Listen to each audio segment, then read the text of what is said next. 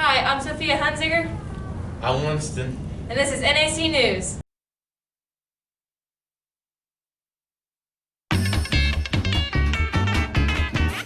Going down North Andrew, gonna have myself a good time. Friendly faces everywhere, humble folks without temptation. Going down North Andrew, gonna leave my woes behind. Ample parking day and night, people shouting howdy Cardinal. Heading up North Andrew, gonna see if I can't unwind. Come on down North Andrew and meet some friends of mine. Sophie, did you go to the game on Saturday? I sure did, and you guys did great. Randa and Michaela have a story of the state game. The North Andrew High School football team went into the state game ready to dominate. The game was against Southwest Livingston, as anticipated by the NAC News 8-man bracketology. Sadly, the North Andrew Cardinals came out of the game with a loss. Losing the game left North Andrew at a 13-1 for the season. The game ended with a score of 52-34. The game was held at Jerry Litton Memorial Stadium in Chillicothe, Missouri. The Cardinals' leading rusher, Hayden Ecker, went down in the first quarter, hindering the Cardinals' offense. With Ecker out of the game, Andrew Goff joined the lineup.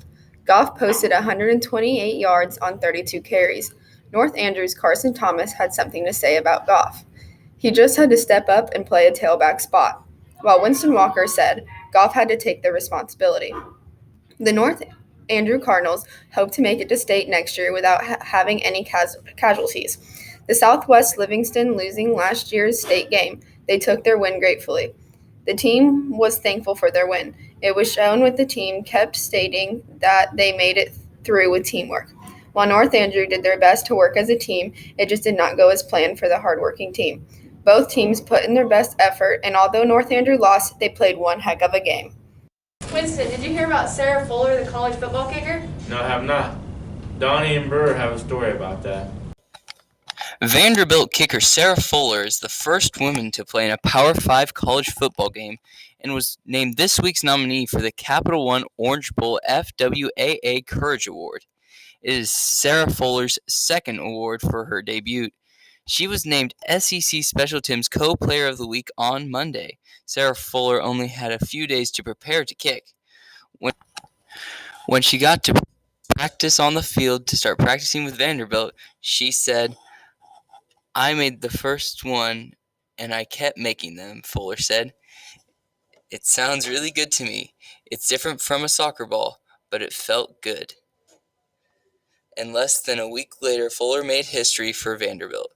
It was announced by the Football Writers Association of America on Wednesday that Fuller, a senior goal kicker for the SEC champion Vanderbilt soccer team, squibbed the opening kickoff to the second half in a 41-0 loss to Missouri for her only play of the game.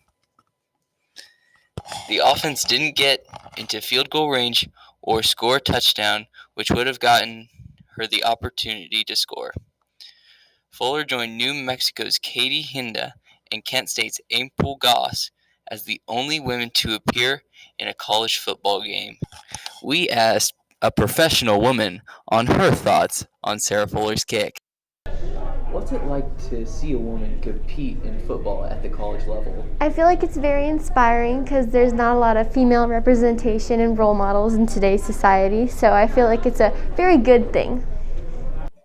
Along with being a national champion for Vanderbilt's soccer team, she's preparing to play number 10 Georgia on Saturday. And right now she's the only kicker on the depth chart. But interim coach said last year's kicker may return to the roster. What do you do that for? Fight night! Eli has a story over that. Hello, welcome to NAC News with Eli. This week we're talking about the fight nights.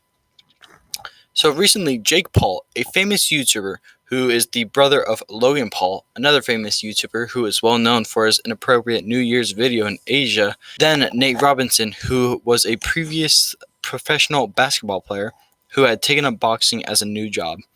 The two famous men recently had a boxing match on November 28th, 2020, where Jake Paul and Nate Robinson exchanged several punches, with Jake Paul landing 8 punches and Nate Robinson landing 10 punches, until Jake Paul had landed one final punch that knocked out Nate Robinson on the spot, leaving Jake Paul with a professional boxing score of 2-0. Then there was another fight between Mike Tyson and Roy Jones Jr. The 8 2-minute fight ended up with an unofficial draw declared by the WBC.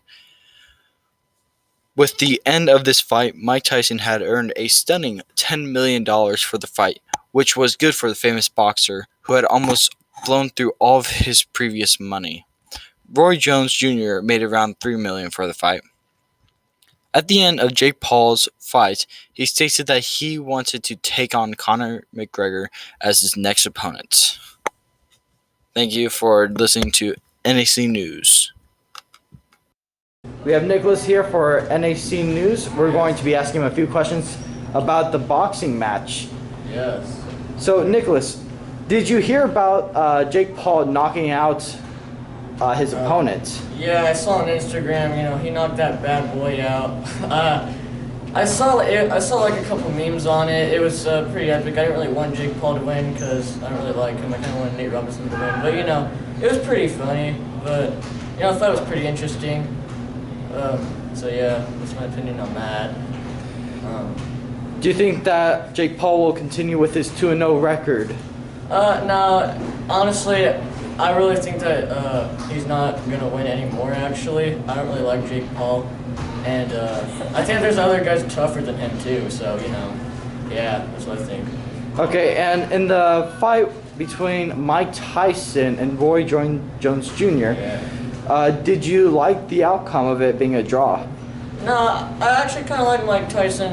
He's a good man, and I actually wanted Mike Tyson to win. But, I didn't really think it was a draw. I think Mike Tyson really won that, but, I don't know.